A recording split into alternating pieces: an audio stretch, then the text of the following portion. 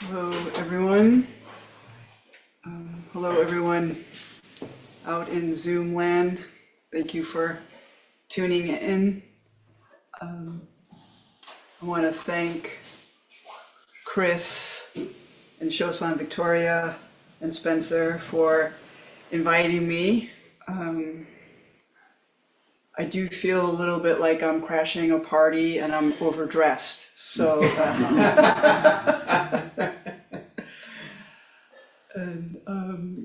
as Victoria said, I have been living at Tassajara for a couple of years now.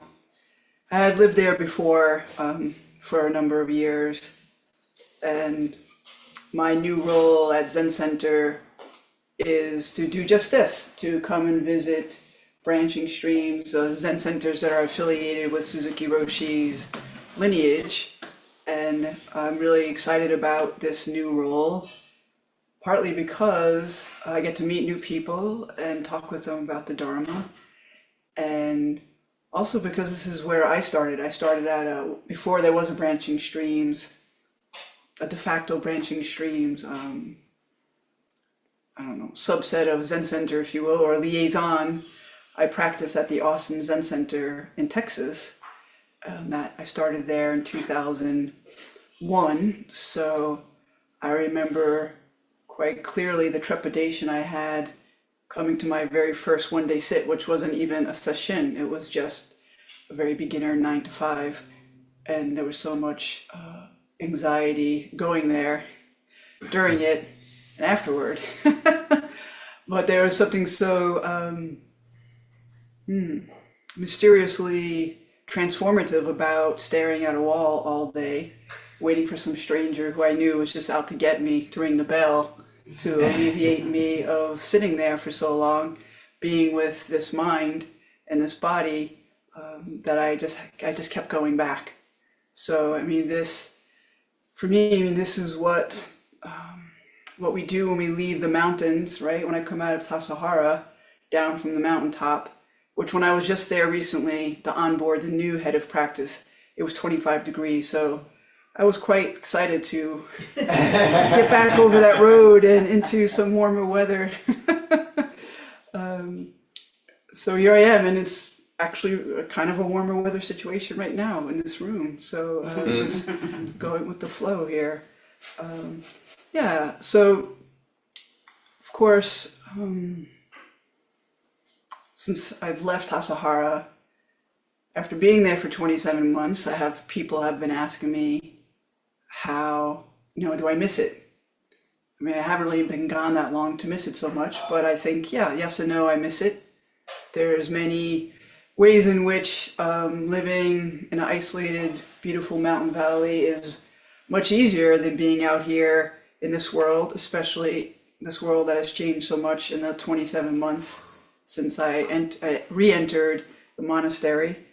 And then there's ways, that being in this 9 to 5 world, I used to call it TikTok world before TikTok came around. Of course, I've been a lot wealthier if I had thought of a TikTok video application. I just thought of TikTok like the way that our lives become, we're in this kind of TikTok time-bound situation, most of us, many of us. So I just call it 9 to 5 world.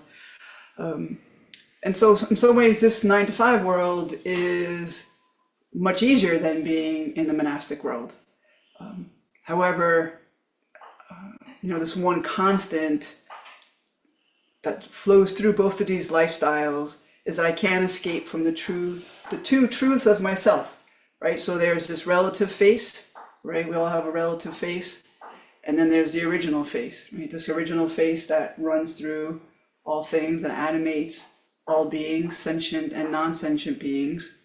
And as our wonderfully profound founder of Soto Zen in Japan, Dogen, says, as I'm sure you're all familiar with this phrase by now, with this passage from the Genjo Koan, when a fish swims, no matter how far it swims, it doesn't reach the end of the water.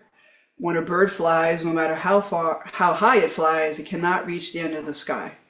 Therefore, since ancient times, which is cute that he says ancient times, because we would look at him and say ancient times, no fish has ever left the water and no bird has ever left the sky.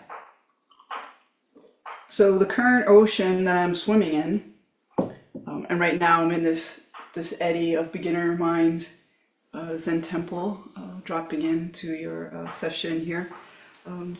But for the past few days, I've been staying at my sister's house. She just lives in Santa Clarita.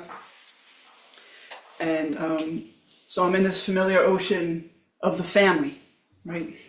And so I am a 58-year-old daughter to my 87-year-old mother.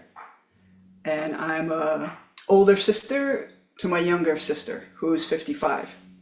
Now, of course, our relationships are, I like the word relationalities more. It feels more dynamic.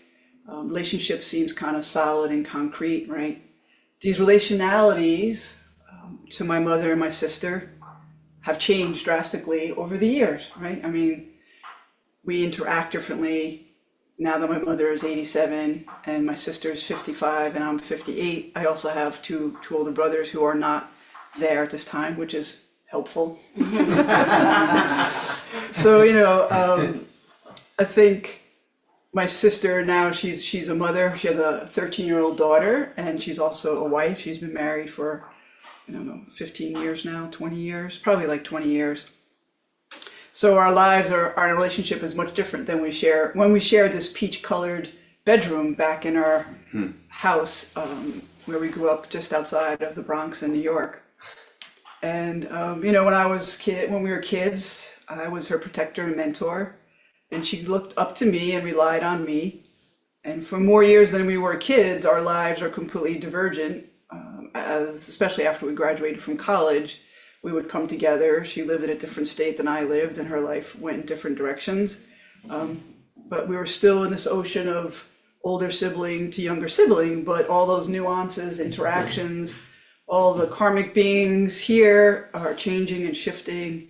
The causes and conditions, right, of being an older sibling to a younger sibling is much different when you're both in your 50s. And then when I was a child, as we know, our mother or our father, our parents are our protectors and mentors. And my mom guided me through many challenging waters of adolescence and early adulthood. And now she's the one who needs my assistance. I offer her assistance. Hope you're not out there, Mom, listening to this. My assistants help her with things that sometimes a parent would help a child with, right? Like clipping her toenails, my least favorite thing. Cleaning her room, helping her getting into the shower, helping her navigate the complexities of the internet, her phone, which I also sometimes have difficulty with. That's when we call in my 13-year-old niece and she figures it all out for us. And then of course there's that, remote and the smart TV. So when I'm with my aging mother and my younger sister, I do my best to respond appropriately.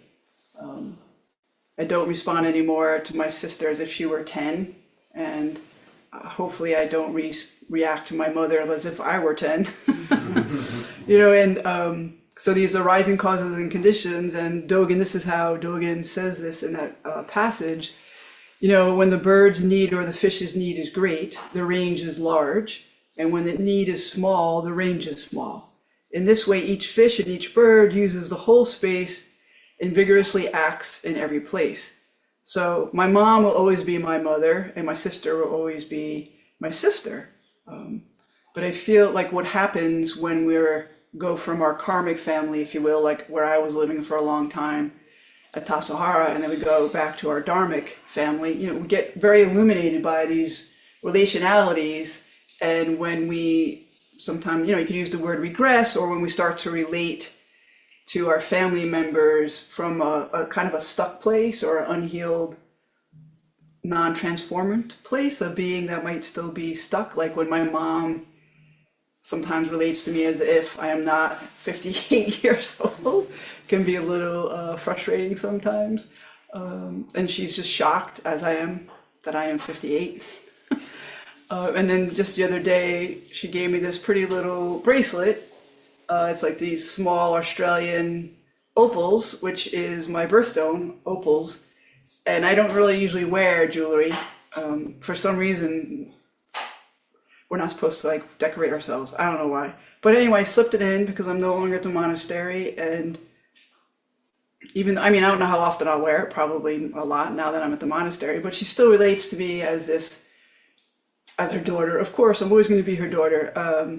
But yeah, just wanting to give me this belated Christmas present with opals on it.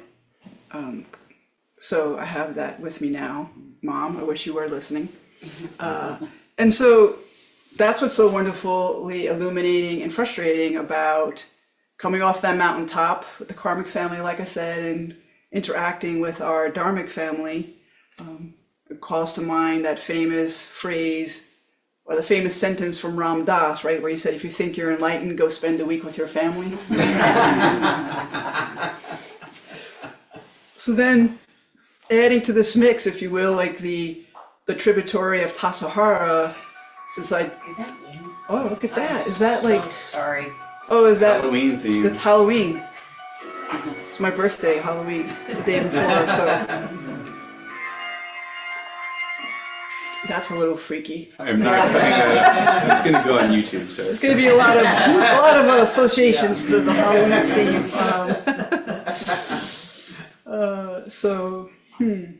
Yeah.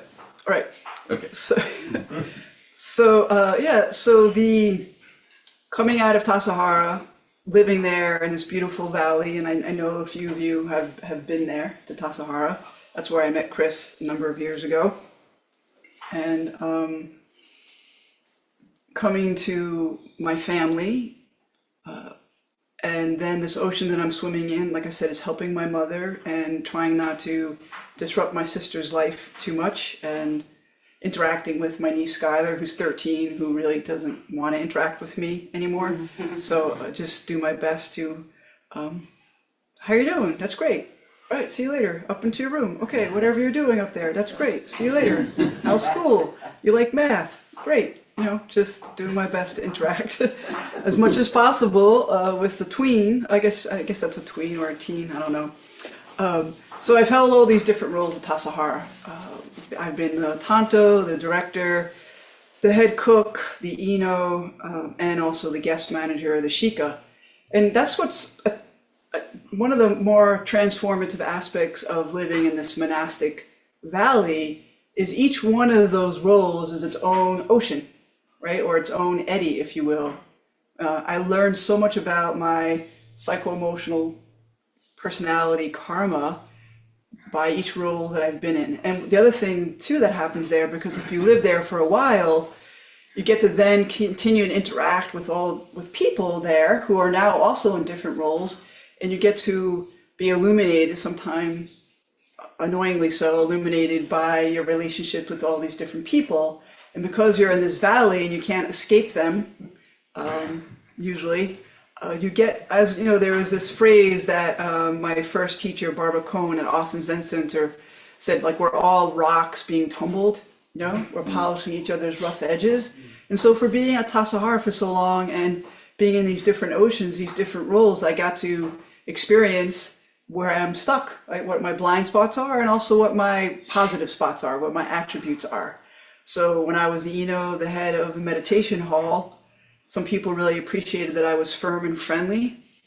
Other people who were on the Doan Rio with me, the ceremonial attendants, some of them got annoyed with me because I'm not this person who's like, you know, that candle needs to really be at 10 or 4. And if it's not, so they were looking for this some of them were looking for this really tight structure that I wasn't able to, or nor did I want to provide. I just would say, just make it look attended to. No, but is it at 10 or 4, the snuffer for the candle? Just make it look like you paid attention to it. So that was frustrating for some of them who really wanted to know exactly what they should be doing. It was frustrating for me because I really wanted them to also just use their discerning mind to just continue to pay attention to what they were doing rather than me imposing what I think they should be doing, which definitely does happen when you're at Tassajara for a while, especially as the Ino and then as the director, and then again as a tanto. Those are roles where you have a lot of authority and a lot of responsibility, and on the other side, a lot of people's projections, which is always fun.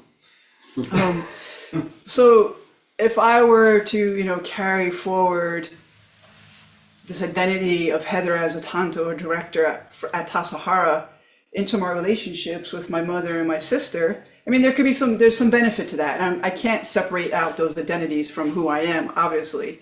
They're here, but I'm not going to interact with my mother as if she's a brand new Zen student or my sister, right? It's because that's not our relation. Now, I feel like I've been transformed and illuminated by those two roles, these two most recent roles, and maybe they experienced me in a different way. I don't know, depending on their karma, their projections, right? Their internal relationalities and how their internal relationalities interact with my internal relationalities.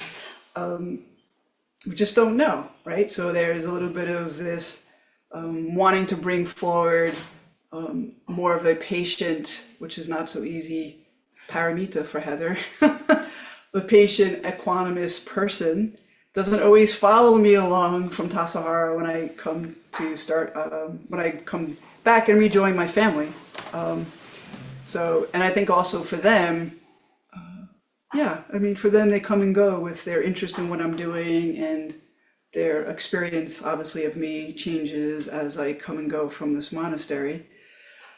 So as I just was, saying, we're very messy, right? Unlike birds and fish, we're a little bit messier. And take that with a grain of salt, because I'm not a bird or a fish, so they might have messy relationships, I don't know. But because we are these Homo sapiens, right, these wise men and women, we're endowed with, or you could maybe say cursed with sometimes, this self-reflective consciousness, right? And we also are imbued with emotional intelligence. So we can complicate simple matters of our human existence. So this capacity for self-referencing often hinders just our ability to find our place where we are, right? To swim thoroughly in our ocean, to fly in the sky, to be present with whatever causes and conditions happen to be arising right now. And that's what's so helpful about just going right from this ocean of Tassajara to be with my mother and my sister. So the other way that I resonate with this passage, or the way I view it, is that, the birds and fish, their consciousness does not create reference points, right? It's not like, oh, I am a hawk, and I'm a peregrine hawk, and I am the fastest raptor ever, right? That's not what they're saying as they are doing their fast dive to get their prey. So there's not this self-referential consciousness, right? I do know, or there's been experiments and studies done on, higher mammals like gorillas and orcas and dolphins and whales, saying that they do have some awareness of themselves, that they do know that they're going to die. They might not be worrying about that for 15 years, but there is this sense, they say, of this awareness of who they are or what they are. I think also if you will, the curse or this beautiful gift of self-reflective consciousness is we can often feel, especially when we're in a session, kind of almost harangued by what Dogen calls these defiled thoughts from the past, right? Just as I was driving here and started to see some of the trees which are still turning, and my experience when I'm in Tassajara in October, my whole body is right here, but there is a sense, really it permeates my body mind, of my childhood in New York. It just never leaves me. It's like I spent so much of my life in the Northeast with the foliage, went to college in Connecticut, the foliage, and my birthday's October, Halloween. There's this way that it just sort of shows up, like my body feels nostalgic in this somatic way for that, even though I haven't lived in the Northeast in a long time. So sometimes, that's not say, I don't want to pathologize that. It's not saying that this is a horrible aspect of our consciousness. It's not. It's just that when we continue to reify or concretize arising thoughts, arising ideas of ourself, arising ideas of what we think life should be or this session should be, right? Then we start to, the proliferating mind starts to assail itself. So we become the victims and assailants of our own mind, right? This mind that likes to proliferate, just creating stories, the discursive mind. It's not the same mind that says, this is a music stand, and this is Chris Burnham, and that's Chosan Victoria. That's a helpful mind, right? This is a car, I'm gonna drive that. I'm not gonna try to start the ignition on a tree, right? I mean, those are really helpful ways that we use this, what we call the egoic mind, which, the ego doesn't really exist. It's just a concept for our dynamic psycho-emotional personality. So what happens is we start to believe these thoughts. We identify with these thoughts. Unlike the birds and the fish, they don't experience themselves as separate, right, from their specific elements. They trust the water and they trust the sky to sustain them, right? A bird doesn't sit on a branch and just put its little, a foot or a talon off of it and say, oh, is the sky there? Can I fly? Right? It just has a natural faith, a natural trust, because it doesn't have, this is all my opinion. I'm not a neuroscientist or a ornithologist, but they're not separating themselves from their elements. They're not separating themselves from their causes and conditions, right? They don't think about the fish that they used to be. Oh, do you remember? Unless you're Jonathan Livingston Seagull. Oh, do you remember what the songs I used to sing when I was a young robin, or I used to be so much faster, right, as a falcon or as a hawk. Do you remember that? So they don't want to be some other species of fish or bird either, right? And Dogen says, what happens if this bird or fish, I'm using this word resisted. He doesn't use this word resisted, and I don't know what the kanji is for this dying, but so what happens if a bird or fish if they could resist their elements, right? Dogen says, however, if a bird departs from the sky or a fish leaves the water, it immediately dies. We should know that for a fish, water is life. For a bird, sky is life. A bird is life, a fish is life. Life is a bird, life is a fish. And he goes on and says there's other analogies. The same is true for humans.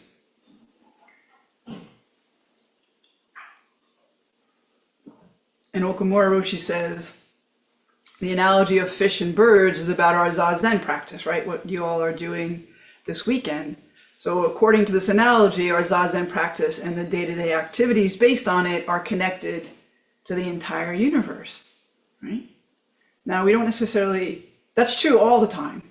It's just that we don't really experience that in our 9-to-5 world when we're staring at a computer, when we're driving a car, when we're cleaning our mother's room, right? She's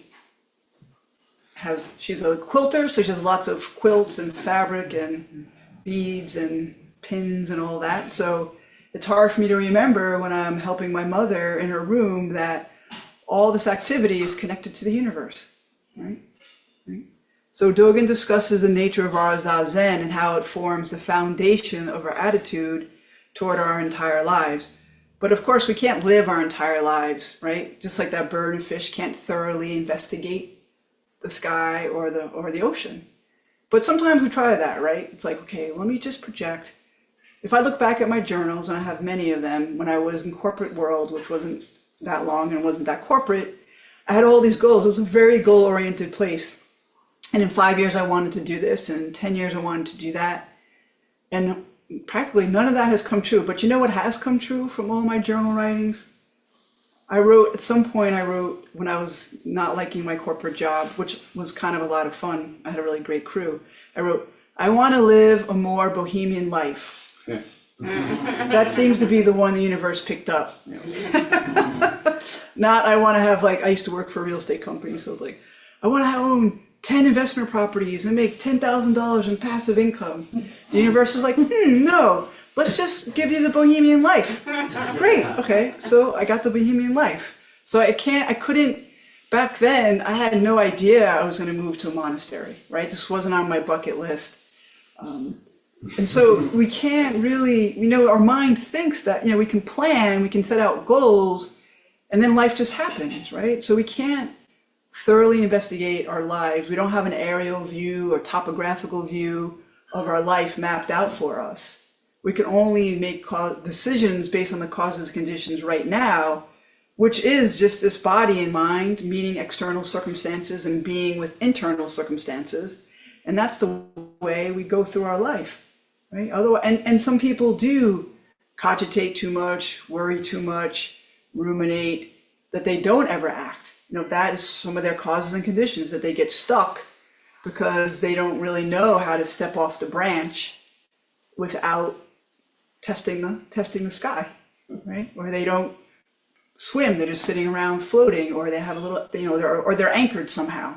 So we all have different psycho-emotional traits that I think Zazen and studying the Buddha's teachings helps us to illuminate, to see where we might be stuck, just like the wonderful jewel of Sangha.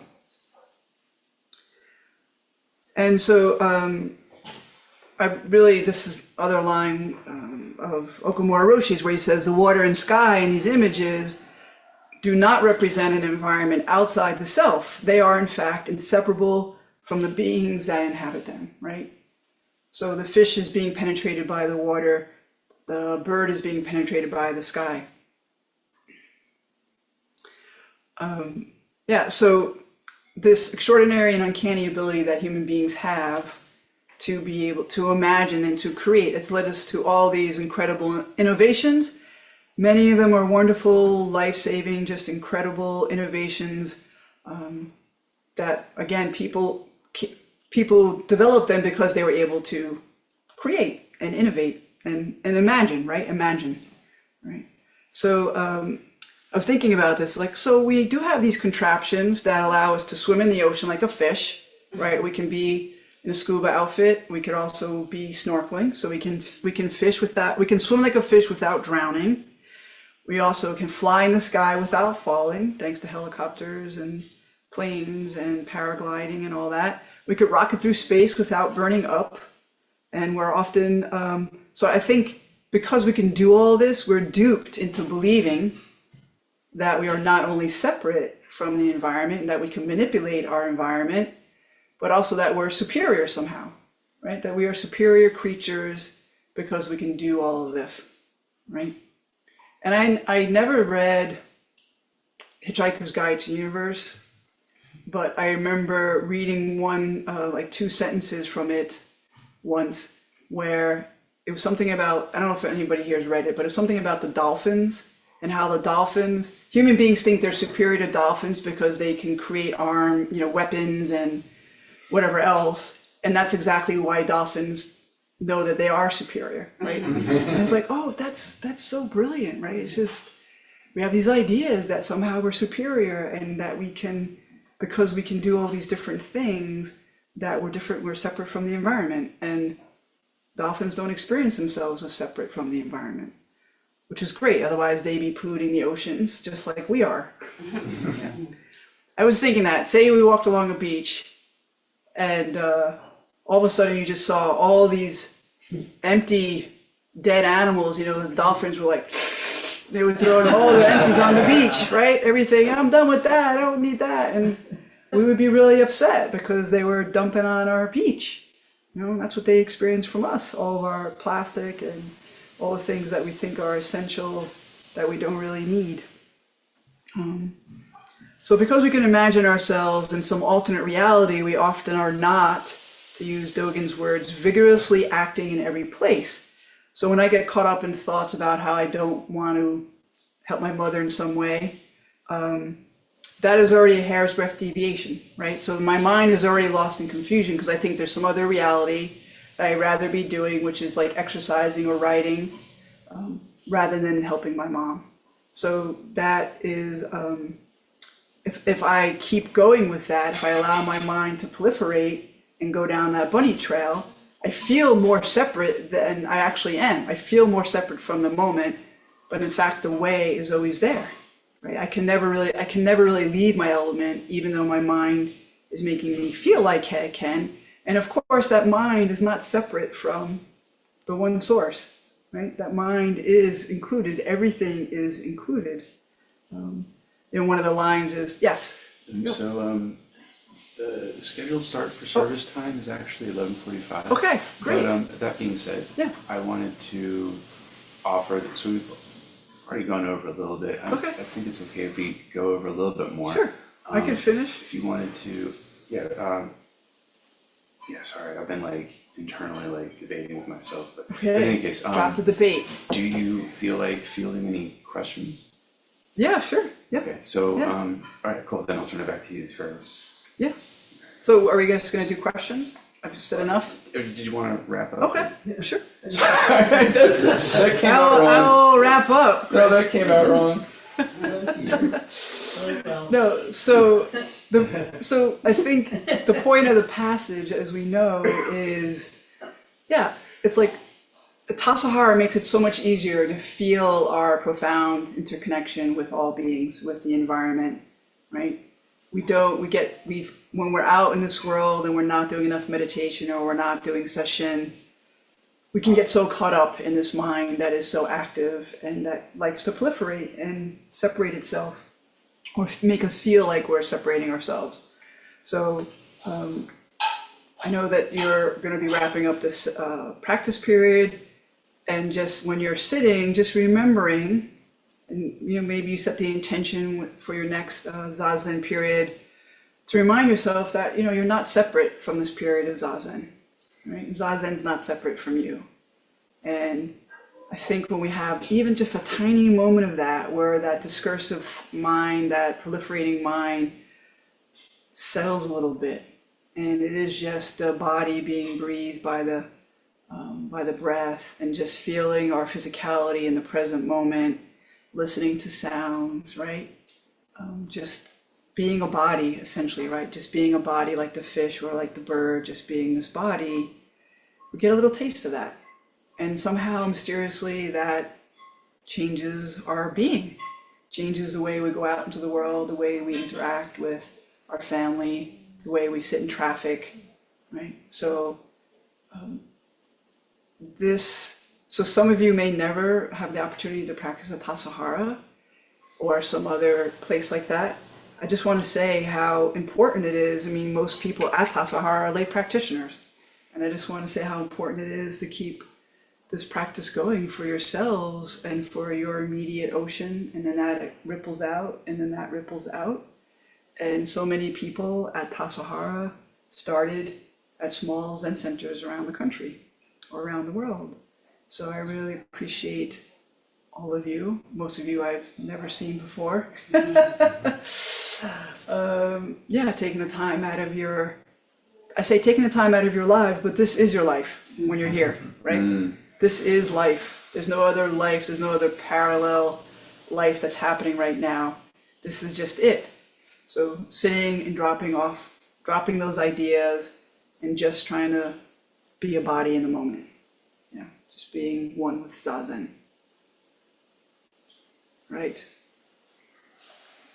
Still want me to take questions if anyone has them? It's your call. Yeah, well, it's your call. I don't have a watch, so I don't really know Oh, fair enough. what time it is. So. Well, It's 11:51. okay, so we're over a little bit.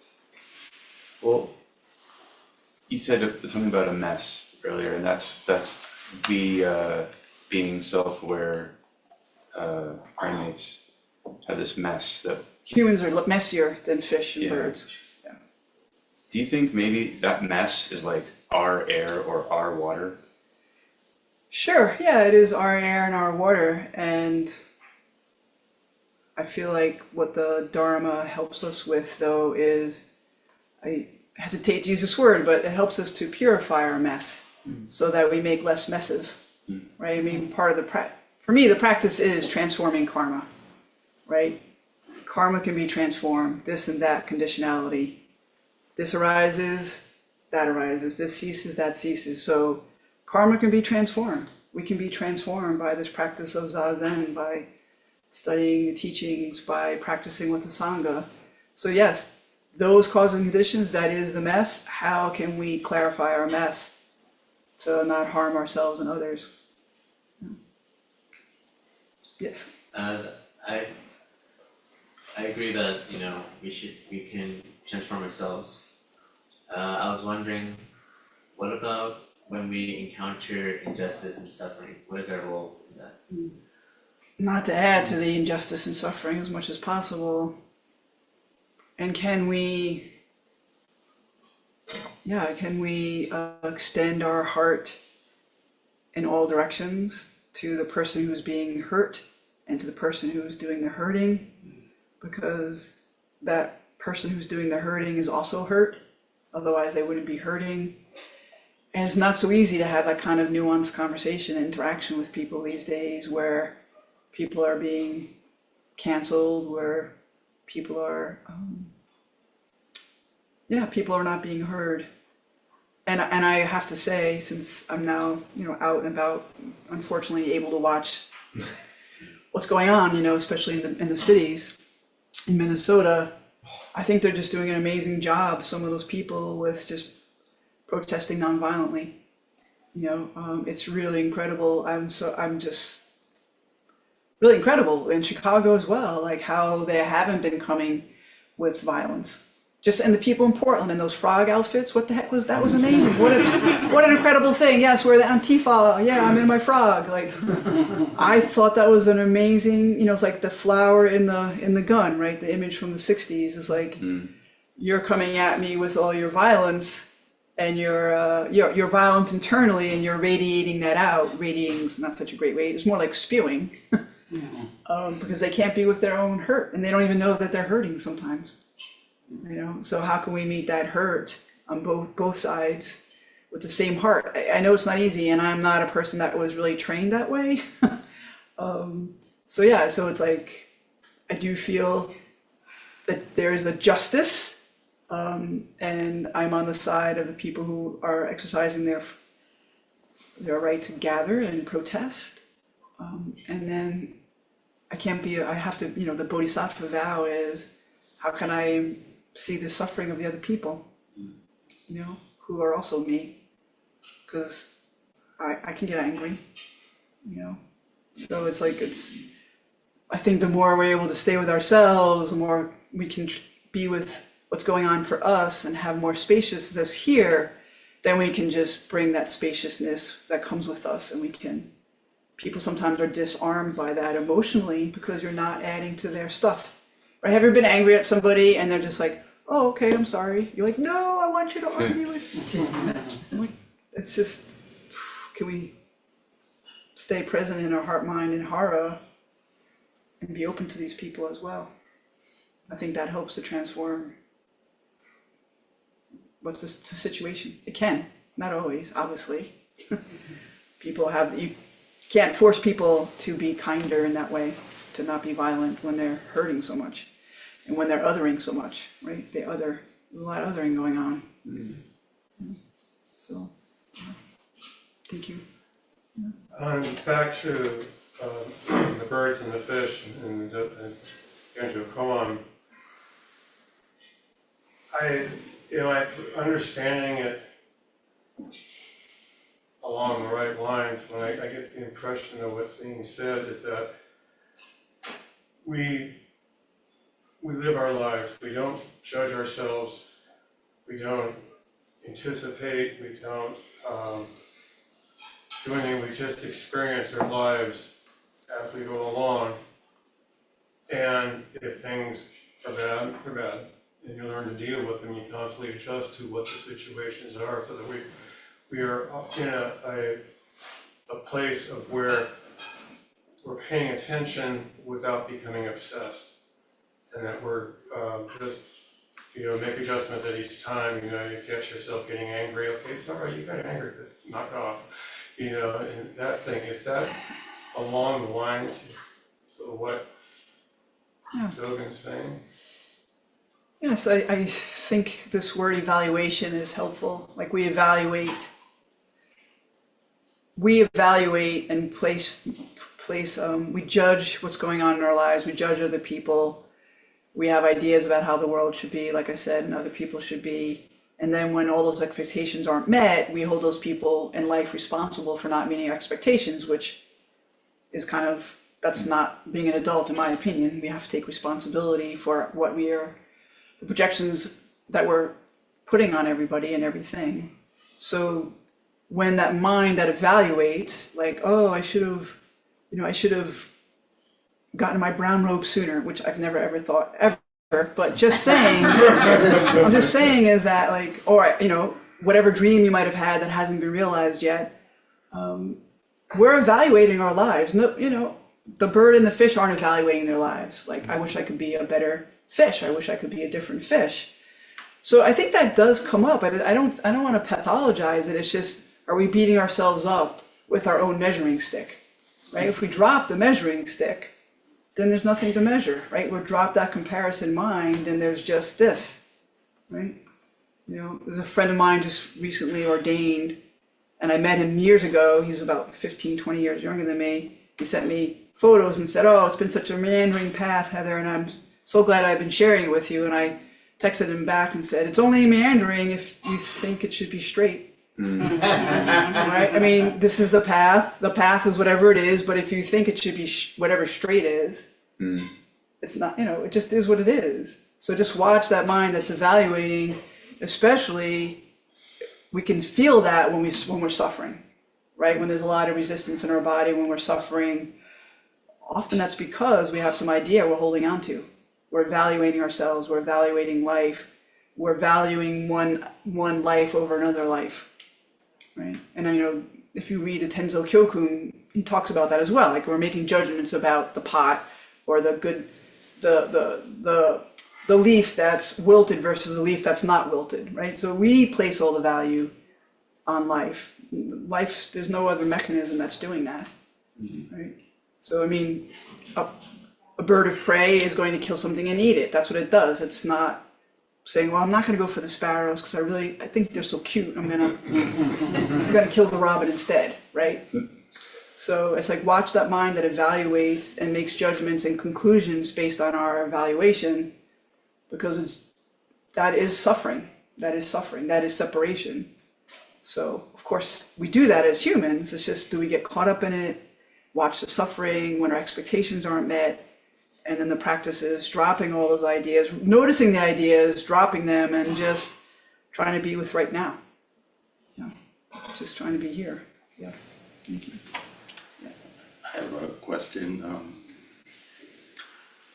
Coming back to the section of the Genjo Koan and full functioning and a separate self that practices as if, maybe there's a separate fish that swims, Yeah. right? Or a separate bird that flies. So we understand that, but we spin off this self that evaluates the self and thinks practice is here and I'm there. And then, the koan speaks to something always being missed, but the bird, doesn't worry that his gills aren't large enough, Right. And could you speak to our projected inadequacies as compared to wholeness?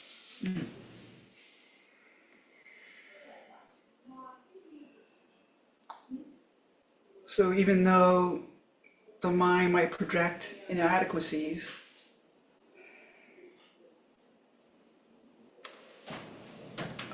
I'm going to go back to the Buddha's sitting under the Bodhi tree, right? And Mara is like, I got everything, I'm throwing you everything I got, weapons, seduction, violence, chocolate ice cream, whatever it is, I'm coming at you. What gives you the right to stare Mara, right? This psycho-emotional stuff that shows up, right? And then the Buddha just takes his hand and he touches the earth, right? There's the earth touching mudra. And the way that resonates with me is, I feel like he's reminding Mara that you're the same source, right? All you projected inadequacies, all you weapons, whatever the mind, Mara the tempter, whatever Mara conjures, it's not separate from the one source. So there's this physicality of the present moment. There's just earth, which maybe represents the total functioning. And it's like putting that Mara back in the genie back in the lamp, right? But the lamp isn't separate from the whole functioning, and the genie's not separate. So I feel that that's like, for me, using Manjushri's sword, right? The three marks of existence, everything that, there's suffering, impermanence, and not self. So when we take these arising mental formations as a self, then we get stuck in that, and we think we're operating outside of the total functioning. And oh yeah, I'm so inadequate, right? I mean, I've had people say that who, like gold medalists. Oh, I just can't believe. And you're like, what? How could you see yourself as, people who have, there's so many people like who have achieved such, if you will, greatness in a certain area, and you're just like Paul Newman's like, oh, you had to squeeze every ounce of talent.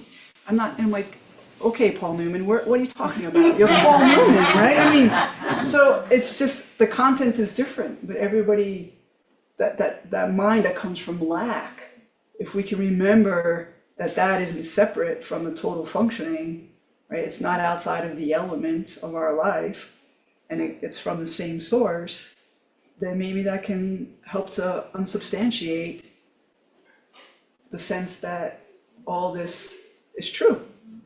Yeah, we can just let those those ideas about inadequacy just fall away. And I know it isn't that easy, right? That's where somatic therapy comes from. That's where Zazen comes from. That's lots of stuff helps us with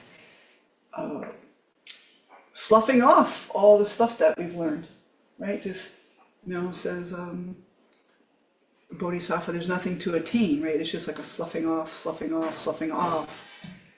And then there we are. There's the person who has no inadequacies. Because again, that's a measuring stick, right? But the measuring stick isn't away from the total functioning.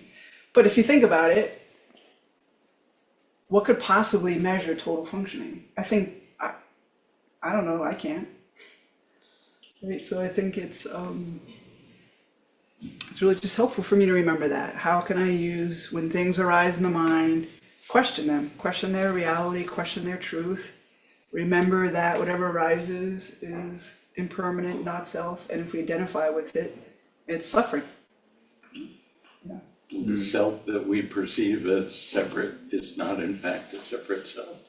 Exactly, right. That was much more succinct than what I said. Thank you very much, Yeah, Heather. sure. Thank you all very much.